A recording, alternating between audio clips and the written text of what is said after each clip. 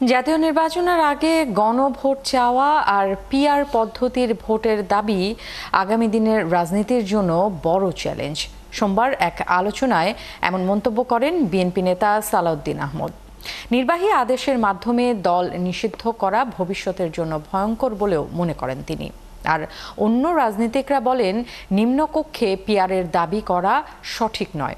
আরও জানাচ্ছেন মাহিলা ইসলাম। 4 গুণ শক্তিশালী এনজাইম ও অধিক ফেনা সমৃদ্ধ অরিক্স সিলভার ওয়াশ মাত্র 70 টাকা। নির্বাচন গ্রহণযোগ্য করার চ্যালেঞ্জ ও সম্ভাবনা শীর্ষক নাগরিক যুব ঐক্যের এই আলোচনা। এখানে নির্বাচন ও জুলাই অভ্যুত্থান নিয়ে মত দেন বিভিন্ন দলের নেতারা। ব্যবস্থাপনাকে ঠিক করতে সম্প্রতি ৭১কে দেয়া এনসিপির আহ্বায়কের সাক্ষাৎকারের প্রসঙ্গ টেনে বক্তারা বলেন, জুলাইয়ের সাথে প্রতারণার অভিযোগ আনা উপদেষ্টাদের নাম প্রকাশ করা উচিত। এই চক্রান্তকারীদের নাম যদি আপনি প্রকাশ না করেন, তাহলে এই গণঅভ্যুত্থান যদি ব্যর্থ হয়ে যায় তার দায় আপনাকে নিতে হবে।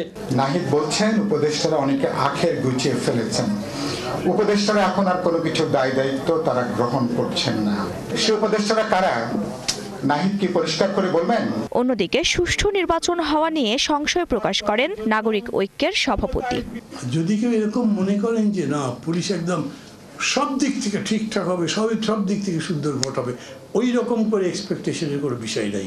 আর নির্বাচনের আগে বিভিন্ন দাবি তুলছে কয়েকটি দল। এগুলো সুষ্ঠু নির্বাচনের জন্য চ্যালেঞ্জ বলে মনে করেন বিএনপির স্থায়ী কমিটির এই সদস্য। এখনো আবার সেই আগের জায়গায় আগে গণভোট হতে হবে, কনস্টিটিউশন অর্ডার করতে হবে, এগুলো আমাদের মনে হয় পরিহার করা উচিত। যারা পিআর করে জনগণকে বা বাংলাদেশকে একটা অস্থিতিশীল সরকার ব্যবস্থার দিকে নিয়ে যেতে চাই, সেগুলোই হচ্ছে চ্যালেঞ্জ।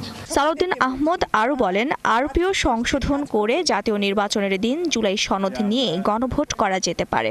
সরকার অধ্যাদেশ জারি করে অথবা আরপিওতে সংশোধনী এনে একটা গণভোট পরিচালনা করার জন্য নির্বাচন কমিশনকে ক্ষমতা প্রদান করতে পারে এবং নির্বাচন কমিশন